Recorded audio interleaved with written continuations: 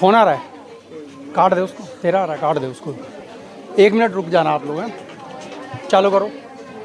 अभी तक क्या कुछ बताया, कुछ पुलिस वालों ने क्या बताया? कुछ अभी कुछ भी नहीं बताया इन लोगों ने। कितने पकड़े गए हैं? 2 पकड़े गए हैं और सीसीटीवी फुटेज दोनों आ चुकी है, इधर की भी और उधर की भी। ऐसे क्यों कर रहे हैं? हमारे बेटी बच्चे बाहर नहीं जाएंगे क्या? कोई नहीं, चालू कर दिए। जिसके पास पैसे हैं वो तो आपने पैसे दे के वो कर देगा। गरीब का कोई नहीं है। कोई नहीं। नमस्कार, आप देख रहे हैं VS News 48 दिल्ली। जी हाँ, जो बलजीत नगर की आज ये लोकल खबर है, जो दिल्ली की लोकल खबर है, जो आज से 3 दिन पहले एक मर्डर होता है, जो इसी गली में मर्डर हुआ है और इसकी सीसीटीवी फुटेज भी जो है वो वायरल हो चुकी है, जिसके अंदर में सबसे पहले में भी वीडियो हम लोगों ने आकर के यहाँ पर बनाई, उसी रात आकर के वीडियो बनाई। लेकिन अभी तक जिस जघन्य अपराध की बात हम करें, जो मनोज नाम का लड़का था, मनोज नेगी नाम का जो लड़का था, उस लड़के की जिसकी उम्र तकरीबन 16 से 17 साल की उम्र थी और वो एक पढ़ाई करने वाला लड़का था। अपने ट्यूशन से वो इस समय जब यहाँ से निकलता है तो उसको किसी न किसी तरीके से उसको साझे में लेकर के उसका मर्डर करने का पूरा प्रयास किया जाता है, जिसके अंदर में सीसीटीवी फुटेज के अंदर में 3 से 4 लड़कों का जो कि उसके अंदर में सामने सीसीटीवी फुटेज में दिखता है। लेकिन अभी तक पुलिस ने 2 आरोपियों को गिरफ्तार किया। जो 2 आरोपी जो गिरफ्तार किए गए हैं उनको नाबालिग बताया जाता है। सबसे बड़ी बात यह है, सोचने वाली बात होगी, अगर इसी तरीके से अगर दिल्ली के अंदर में बढ़ते हुए क्राइम को अगर नाबालिग कह करके अगर बढ़ावा दिया जाएगा तो आप ये समझिए कि हमारे दिल्ली का क्राइम कब रुकेगा। दिल्ली पुलिस पर फिर उठते हैं सवाल, दिल्ली पुलिस पर भी उठते हैं सवाल, लगातार उठते हैं सवाल। यही नहीं, दिल्ली के तमाम क्षेत्रों से लगातार वारदात जो होती है वो कत्ले की वारदात होती है, कहीं ना कहीं चोरी की, छीना झपटी की, इस तरीके से वारदात करी जाती है। आज ये आप देख सकते हैं, हजारों की तादाद में यहाँ पे महिला शक्ति जो है वो यहाँ पर खड़ी है। सिर्फ क्यों खड़ी है? महिला शक्ति जिंदाबाद, महिला शक्ति जिंदाबाद, महिला शक्ति जिंदाबाद। मनोज हम शर्मिंदा हैं, तेरे कातिल जिंदा है। मनोज हम शर्मिंदा हैं, तेरे कातिल जिंदा है। कहीं ना कहीं दिल्ली पुलिस के ऊपर में लगातार जब उठते हैं सवाल, हम लोग यहाँ पे जानने की कोशिश करते हैं यहाँ के स्थानीय महिला लोगों से कि उन लोगों ने अभी तक पुलिस ने किस तरीके की यहाँ पे कार्रवाई करी। यहाँ पे शासन और प्रशासन की दोनों बातें आती हैं। प्रशासन को देखना चाहिए कि किस तरीके से हम मुजरिम को और किस तरीके से हम कानून को, किस तरीके से हम वारदात को और किस तरीके से हम जिस तरीके से उठ रहे हैं, लगातार जो कत्ल के लगातार जो केस आ रहे हैं। और खास करके मैं आप लोगों को बता दूं, जब पटेल नगर के अंदर 1 महीने में 4 से 5 कत्ल के वारदात पटेल नगर के अंदर में जाते हैं तो आखिर में थाना प्रभारी कहां सो जाते हैं? यह सवाल उठता है या नहीं उठता है? उठता है, जरूर उठ रहा है। सही कह रहा हूं या गलत? सही कह रहे हैं, सही। आज पूरा समाज जो है आज वो यहाँ पर इकट्ठा है, वो सिर्फ इसीलिए इकट्ठा है कि कहीं ना कहीं कातिलों को जो है वो गुमराह करके, कहीं ना कहीं जो पुलिस जो है वो गुमराह करने की कोशिश कर रही है। कि कहीं ना कहीं मैं फिर भी जानने की कोशिश करता हूं कि अभी तक पुलिस ने क्या कार्रवाई करी है, बताइए। गली मोहल्ले के सामने बच्चे का मर्डर हुआ, किसी की इतनी हिम्मत नहीं कि बाहर आके उनको रोके, पुलिस को फोन करे, जनता को बुलाए। क्या किसी का बेटा था, उनका बेटा होता था क्या बाहर नहीं आते? अपने बेटे को बचाने बाहर नहीं आते? कोई बाहर नहीं आया, उसको देख किसी ने भी रोकने की कोशिश नहीं करी। और सबसे पहले मैं आप लोगों को बता दूं, अगर आज वारदात उसके साथ हुई है, कल आपके घर में भी वारदात होगी, तब कौन रोकेगा? और अगर नहीं रोका जाएगा तो आज ये समझ लीजिए कल को कोई नहीं रोकने वाला। किसी के भी बच्चे का अगर कत्ल होगा तो कोई नहीं रोकेगा।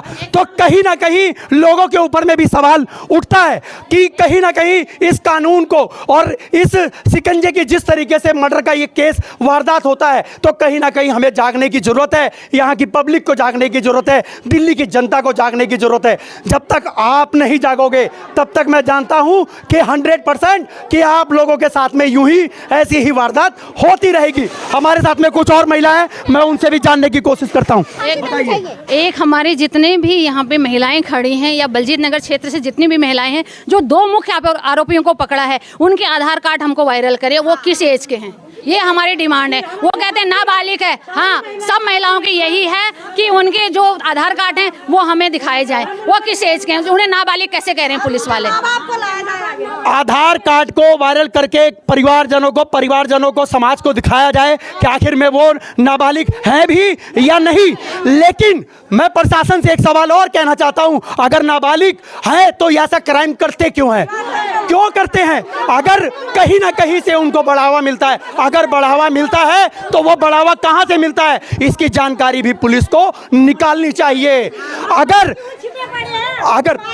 इधर उनको बाहर निकालो, माँ बाप को। बच्चे नाबालिग है, माँ बाप तो नाबालिग नहीं है ना। शिक्षा माँ बाप की है, शिक्षा माँ बाप की है। जब उनके पीछे किसी का सपोर्ट है, या नेता का हो चाहे पुलिस वालों का हो, किसी का भी हो। अभी यहाँ पे कोई नेता आया आपके यहाँ पे?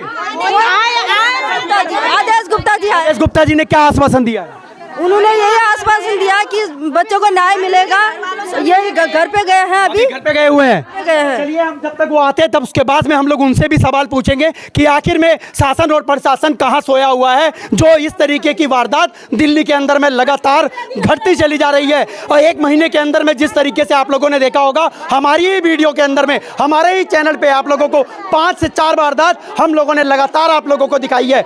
कहीं ना कहीं जो है प्रशासन की इसके अंदर में नाकामी है। कहीं ना कहीं जो थाना प्रभारी है, कहीं ना कहीं इनको सब कुछ पता है, लेकिन ये फिर भी इस तरफ कानून आखिर में क्यों नहीं सवाल। जी बताइए। पुलिस वाले ने हमको सपोर्ट करने के बजाय ये बोला है कि अभी 1 हुआ है, 2 होंगे, 4 होंगे, आगे को होते रहेंगे, ये बोला है पुलिस वाले। ये आप देख लीजिएगा, सुन लीजिएगा, पहचान लीजिएगा किस तरीके से पब्लिक को बोला जाता है। उसके माँ बाप को बाहर लाओ, उसके माँ बाप तो नाबालिग नहीं है ना, उनको लाओ, उनको सजा होनी चाहिए। उनके माँ बाप को, उन बच्चों को घर में क्यों घुसने दे रहे हो? जो बच्चा ऐसा काम कर रहा है तो उसके माँ बाप उनका हौसला वही बढ़ाएंगे ना पीछे से। आप लोग उनके अपने माँ बाप को ही मारेंगे वो, फिर क्या बोलेंगे? फिर किसको जवाब देंगे? पुलिस वाला जवाब देगा या जनता जवाब देगी, ये बताओ। आज अगर नाबालिग कह करके अगर इसी तरीके से अगर मुजरिम को छोड़ दिया जाता है तो आने वाले समय के अंदर में फिर कोई ना कोई नाबालिग फिर खड़ा होगा और फिर कोई ना कोई वारदात को अंजाम देगा। आखिर में जनता ये कब तक सहेगी? जनता की आवाज लगातार बनी पड़ी है। आज ये महिला शक्ति, क्योंकि इन्होंने अपना बेटा खोया है, किसी ने अपना भाई खोया है। दर्द तो सबको होता है, क्योंकि जिसका जाता है दर्द वही समझता है। प्रशासन क्यों नहीं जागती? प्रशासन को जागना चाहिए। मैं प्रशासन को भी और यहाँ के माननीय नरेंद्र मोदी जी, जो कि हमारे प्रधानमंत्री जी हैं, जिनको हम अपना माननीय प्रधानमंत्री मानते हैं, मैं उनसे दरख्वास्त करना चाहूँगा कि वो कानून को थोड़ा सा बदले।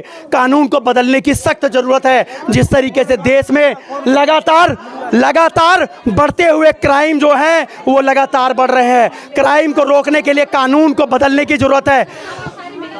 14 साल 15 साल का बच्चा नाबालिग होता है, अगर वो उसको आप मार देते हैं, 16 साल 17 साल का उसको नाबालिग बनाते हैं, लेकिन जब कत्ल करता है तो वो नाबालिग क्यों नहीं होता है?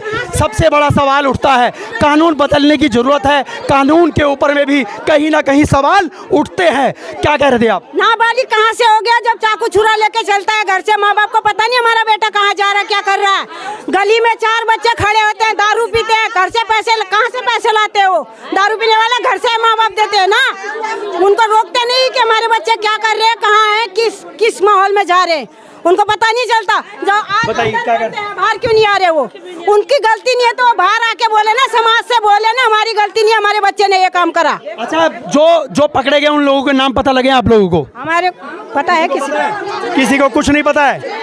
पुलिस ने उनको दिखाने की कोशिश करी, हमें ये बोला गया है वैसे आ रहे हैं। आपको आश्वासन दिया? आपको हमें कुछ नहीं, अभी दो लोगों को गिरफ्तार कर रखा है और हमें कुछ नहीं चाहिए, हमें फांसी चाहिए। और हम अपने बच्चे के बदले फांसी चाहिए हमें।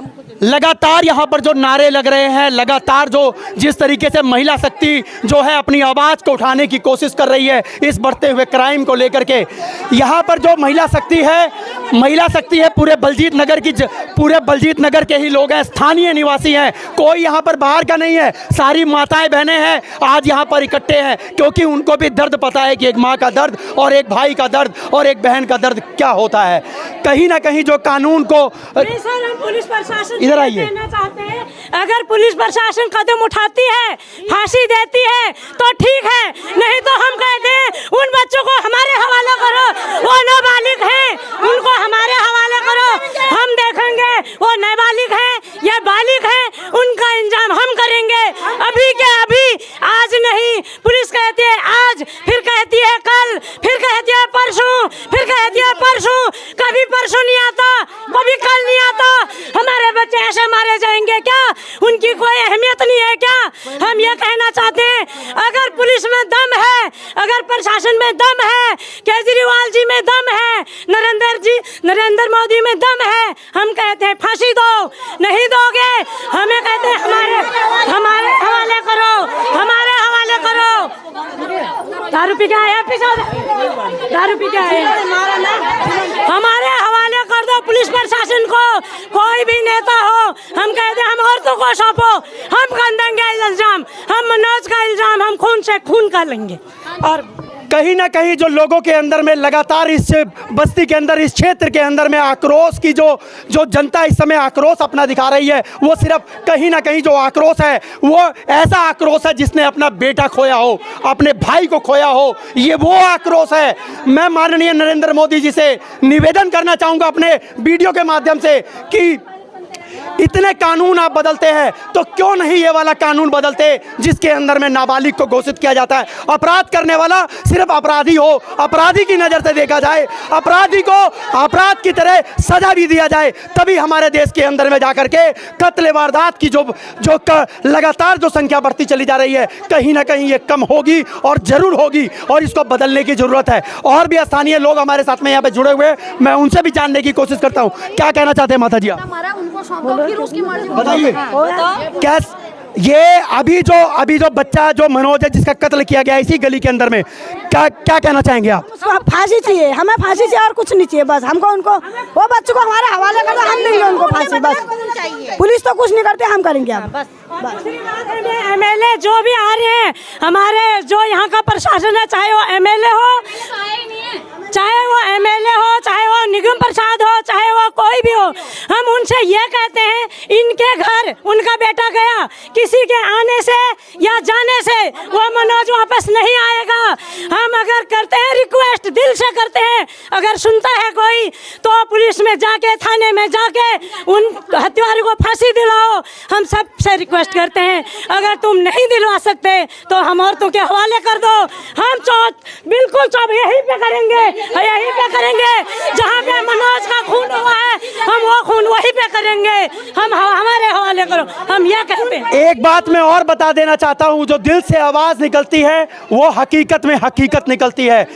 अगर इस तरीके का अगर कोई मुजरिम है, अगर वो मर्डर करता है, कत्ल करता है, तो मैं माननीय नरेंद्र मोदी जी से और हमारे कानून व्यवस्था मंत्री जी से मैं उनसे निवेदन करना चाहता हूं कि अगर ऐसा मर्डर करने वाला अगर जब पकड़ा जाता है और जो उसकी वारदात अगर साबित हो जाती है कि वो गुनाहगार है, तो क्यों नहीं उसकी किडनी और आँख और गुर्दे निकाल करके उसका निकाल करके और जिस परिजन को उस परिजन को दे दिया जाए जिसका बच्चा जो है वो इस वारदात का अंजाम के अंदर में मर जाता है, मृत्यु हो जाती है उसकी, उसको ये मुआवजा मिलना चाहिए। उसकी गुर्दा और किडनी निकाल दी जाए ताकि परिजन को भी तसल्ली मिले कि हाँ वो जिसने इस कत्ल को किया है उसको सज़ा मिली है और सज़ा ऐसी ही होनी चाहिए, तभी जाकर के कहीं ना कहीं कत्ल के वारदात को हम लोग अंजाम को जो है इसको रोक लगा सकेंगे। आप लोगों को और कोई कुछ कहना चाहता है? ये कहना चाहती हूँ कि नेताओं का घर आके कोई फायदा नहीं है, पुलिस थाने में जाएं और न्याय दिलाएं। सच्ची वही बात होगी तब हम मानेंगे हाँ ये सच्चे नेता हैं। घर आके सांत्वना देने से कोई नहीं है, एक दिन आएगा, 2 दिन आएंगे, सांत्वना देंगे, उसके बाद सब अपने घर चले जाएंगे। हमें न्याय चाहिए। जितनी भी यहाँ पे महिला खड़ी हुई है हमारे साथ में एक समाज सेवी व्यक्ति जो हैं वो यहाँ पर आ चुके हैं। एक बारी मैं इनसे जानने की कोशिश करता हूँ। मुकेश जी 1 मिनट जरा आप इधर आइए। हमारे साथ में मुकेश जी हैं जो एक समाज सेवी हैं, जो कि एक जाना पर्चा ऐसा चेहरा है जो मोहताज नहीं है। और मैं मुकेश जी आपका सबसे पहले तो अपने चैनल पे स्वागत करूंगा। जिस तरीके से ये जघन्य अपराध जिस तरीके से दिल्ली के अंदर बढ़ रहे हैं और अभी जो बलजीत नगर के अंदर में 4-5 केस हुए हैं, इसके बारे में आप क्या कहना चाहेंगे? मैं भाई साहब आपके चैनल के माध्यम से गवर्नमेंट के आंखें खोलना चाहता हूं, उनके कान खोलना चाहता हूं कि उन्होंने अपनी आंखें और अपने कान कैसे बंद कर रखे हैं कि लगातार पिछले 2 से 3 साल से इस क्षेत्र के अंदर 100 से ज़्यादा मर्डर, अगर हम 1 महीने की एवरेज निकालें तो प्रति महीने 3 से 4 मर्डर इस क्षेत्र के अंदर लगातार हो रहे हैं और 100 से ज़्यादा के आंकड़े इसको छू चुका है। उसके बावजूद भी इसके ऊपर कोई कार्रवाई इस तरीके से नहीं हो पा रही कि इस पर कोई अंकुश लग सके। ये कार्रवाई के पीछे किन लोगों का हाथ है, किन लोगों की साजिश है, कौन व्यक्ति इस तरह की घटनाओं को अंजाम देने का काम कर रहा है, ये 15 से 16 साल के बच्चों का कार्य नहीं है। इन कार्यों के पीछे कुछ बहुत बड़े हाथ हैं, जिन हाथों की वजह से इन बच्चों को लगातार इनको शह मिल रही है, इनको सहारा मिल रहा है, जिसकी वजह से ये अपनी गतिविधियों में कामयाब हो रहे हैं। मैं चाहता हूं कि इन बच्चों के माध्यम से उन लोगों तक पहुंचा जाए और उन लोगों को अरेस्ट किया जाए जिन लोगों का हाथ इनके सर पर है और जिनकी वजह से ये काम लगातार हो रहे हैं। मुकेश जी, एक सवाल और उठता है, जिस तरीके से शासन और प्रशासन इस समय सख्त होनी चाहिए, जो कि इतनी वारदात होने के बाद में भी ये कहाँ ऐसी कमी आ रही है जिसकी वजह से शासन और प्रशासन जो है दोनों के ऊपर सवाल उठ रहे हैं? मैं चाहता हूं कि कानून के अंदर परिवर्तन हो। जिस तरह से कानून में जो परिवर्तन है, जो 18 साल से ऊपर की आयु के ऊपर जो धाराएं अलग लगती हैं और 18 से नीचे कम लगती हैं, लेकिन आज के दौर के हिसाब से ये 18 साल की एज को घटाया जाए और इस एज को कम से कम 15 से 16 साल ली जाए, क्योंकि इस टाइम पे जो गतिविधियां हो रही हैं वो 15 से 18 साल के बीच के लोग ज़्यादा इस गतिविधियों को अंजाम दे रहे हैं। तो मैं चाहता हूँ कि आपके चैनल के माध्यम से सरकार की आँखें खुलें और इस 18 साल से उम्र की को कम किया जाए और जो कानून 18 साल पे लागू हो रहा है वो कानून 15 से और 18 के बीच की एज पर भी लागू हो, जिससे कि इस पर अंकुश लग सकता है। और इसके लिए हमारे जो थाना है, प्रशासन है, इसको थोड़ी सी सख्ती से कार्रवाई लेनी पड़ेगी। मुझे लगता है कि जिस प्रकार से उनको अपना रोल निभाना चाहिए, सरकार और थाना उस प्रकार से अपना रोल नहीं निभा रहा है। हम उनसे संतुष्ट नहीं हैं। हमने लगातार कल भी बहुत पूरे दिन प्रयास किया, 3 दिन से हम इन परिजनों के साथ हैं, पूरी तरीके से साथ हैं हम इनसे। कल हमने रोड जाम किया, सब कुछ किया, हमें आश्वासन दिया गया कि तीसरा व्यक्ति गिरफ्तार हो जाएगा, लेकिन मुझे नहीं लगता अभी हम उस मुकाम पे भी पहुंचे हैं। सीसीटीवी फुटेज के अंदर में जो कि एक इस साइड से है, जिसके अंदर में 3 व्यक्तियों का पता लगता है, 3 लड़कों का पता लगता है। और इस वाले फुटेज की जब इधर की फुटेज में अगर देखी जाती है तो इसके अंदर में 5 से 6 लड़कों का होने का उसके अंदर में हाथ दिखाया जाता है, उसके अंदर वीडियो में दिख रहा है। इसके पीछे क्या कहना चाहेंगे आप? जो कि 3 बताए जा रहे हैं, लेकिन वीडियो के अंदर में कम से कम 5 से 6 लोग हैं। ये सब इनकी मिली जुली साजिश है, इनका अपना प्रोपगंडा है, एजेंडा है इनका। 18 साल से कम बच्चे की गिरफ्तारी करा देते हैं, पीछे से उनको पूरा सपोर्ट करके उनको निकालने का काम, बाल गृह तक ले जाने का काम, 2 से 3 महीने में उनको फ्री करा देने का काम, इस तरीके से ये लोग करते हैं। और 18 साल से जो बड़े लोग होते हैं उनको ये गिरफ्तार नहीं करते हैं, उनसे मुँह मांगी कीमत लेके उनको छोड़ दिया जाता है। दूसरा सवाल सर, मेरा एक सवाल और होगा, अगर इनको इस तरीके से अगर छोड़ दिया जाएगा 6 महीने बाद, 2 महीने बाद, साल भर बाद, फिर ये आकर के अगर ऐसे अंजाम देते हैं इस क्राइम को, इसके ऊपर में क्या कहेंगे आप? भाई मैं तो कहूँगा कि जिस तरीके से जनता पूरी तरह से एकजुट है और जिस तरह से इस जनता ने 3 दिन तक हमारा पूरा साथ दिया है, हम सब भारतीय जनता पार्टी के कार्यकर्ता, सब लोग आपके साथ हैं, सब लोग हम आपके साथ हैं, पार्टी के नाते नहीं, आपके पड़ोस के नाते, आपके हमदर्द के नाते, आपके भाई बेटा के नाते, हम सब लोग आपके साथ हैं। और जिस तरीके से आपको सहयोग हमारे सभी भाइयों का मिल रहा है, आपको इसी तरीके से मिलेगा। लेकिन मेरी आपसे हाथ जोड़ के प्रार्थना है कि इस मुहिम को यहीं पे छोड़ना नहीं है, इस मुहिम को हमें लगातार जारी रखना है और जब तक हमें इंसाफ नहीं मिल जाता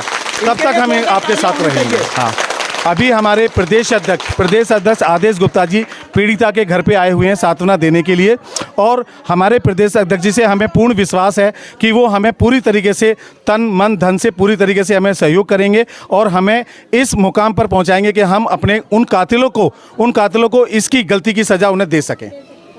बहुत अच्छी बात कही आपने, जिस तरीके से आपने आश्वासन दिया। एक यहाँ पे एक जो कहते नहीं है कि व्यक्ति का जो रुख होता है वो आपका एक ऐसा समाज के अंदर में बना हुआ है, आपका चेहरा समाज के अंदर में बना हुआ है। हम उम्मीद करते हैं कि आप जो है अपनी बातों पर कहे पर, और आपकी पार्टी जो है वो भी आपकी, मतलब आप पार्टी नहीं, आपकी चाहे भारतीय जनता पार्टी हो, चाहे आप किसी भी पार्टी से हो, चाहे किसी समाज से हो, आप हमेशा इनके साथ जुड़े रहेंगे, खड़े रहेंगे और कहीं ना कहीं समाज को इंसाफ दिलाने की, इनके घर वालों को इंसाफ दिलाने की मुहिम के अंदर में मैं चाहता हूं कि आप लगातार इनके साथ बने रहें। बिल्कुल बिल्कुल ऐसा ही होगा जैसा आपने कहा है, बिल्कुल ऐसा ही होगा। जब तक हम अन्यायियों को जब तक उसकी सजा नहीं दिला देंगे तब तक हम चैन से नहीं बैठेंगे जब तक। सजा दिलाने की बात यहाँ पे ये नहीं है कि एक यही कह रहे हैं, सजा दिलाने की बात लोग कह रहे हैं, लेकिन मैं आपको अपने वीडियो के माध्यम से बता दूं, जितनी भी जनता इस वीडियो को देख रही है, जो भी शासन और प्रशासन इस वीडियो को देखता है, मैं उनसे ये कहता हूं कि आज जागने का वक्त है। अगर आज नहीं जागे तो कल आपको नहीं, आपके बच्चे को भी इस तरीके की सजा मिल सकती है। आप इस चीज का ध्यान रखिए अपने वीडियो के माध्यम से। कहीं ना कहीं आपको भी इस जुर्म का सामना करना पड़ सकता है। तब आप किससे जाएंगे मांगने के लिए? तब आप किससे जाएंगे आप न्याय मांगने के लिए? इधर आइए आप अंकल जी, आप इधर आइए। क्या नाम है अंकल जी आपका? गोपाल दास सत्यवली। अंकल जी, जिस तरह आप बुजुर्ग हैं और हम लोगों से बहुत ज़्यादा बुजुर्ग हैं, आपने इस क्षेत्र को जो है उठते हुए और बनते हुए देखा है। आपने बचपन में ऐसे आपने यहाँ पर रुके हैं। आप यहाँ पर बताइए कि जो पहले की स्थितियाँ थी और अभी की स्थितियों में जिस तरीके से आज दिक्कतें आ रही हैं, लोगों को दिक्कतों का सामना करना पड़ रहा है, क्या कारण हो सकता है इसका? बहुत बदलाव है यहाँ पे, जो भी है असामाजिक तत्व जो है बहुत ज़्यादा घुस गए यहाँ पे। इससे बहुत ज़्यादा है। अभी बच्चों को देखो, ये ऐसे होके जाते हैं, जाते हैं, किसी की माँ की देखी वगैरह वगैरह जो भी है जिसके मन में आते हैं, किसी का कोई कंट्रोल नहीं है।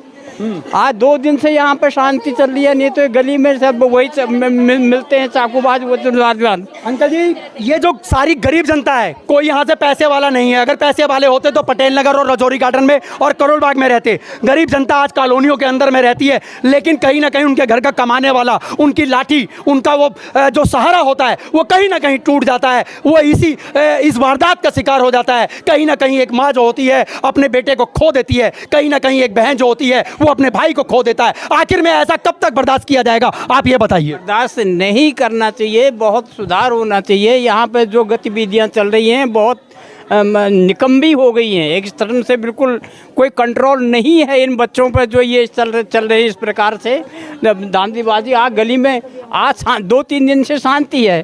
इस केस के होने के बाद वो आज नज़र नहीं आ रहे हैं, कहीं पर नज़र नहीं आ रहे हैं। आंखों के अंदर में अंकल जी के आंसू देख सकते हैं, क्योंकि कहीं ना कहीं जो है एक बच्चे का जाने का दुख जो है वो पूरे परिवार को होता है, पूरे रिश्तेदार को होता है। ये आंसू क्यों नहीं दिखते सरकार को? ये आंसू दिखने चाहिए, ये दिल की आवाज़ सुननी चाहिए प्रशासन को। तभी जाकर के कहीं ना कहीं कानून के अंदर बदलाव होगा, कहीं ना कहीं समाज सुधरेगा और कहीं ना कहीं आपके बच्चे सुधरेंगे। तभी जाकर के समाज आगे बढ़ेगा। समाज को आगे बढ़ाने वाले पीएम नरेंद्र मोदी जी लगातार कहते हैं कि अगर लड़की बचाइए, लड़की पढ़ाइए, अपने भविष्य को बचाइए, अपने भविष्य को बनाइए, सबको पढ़ाइए।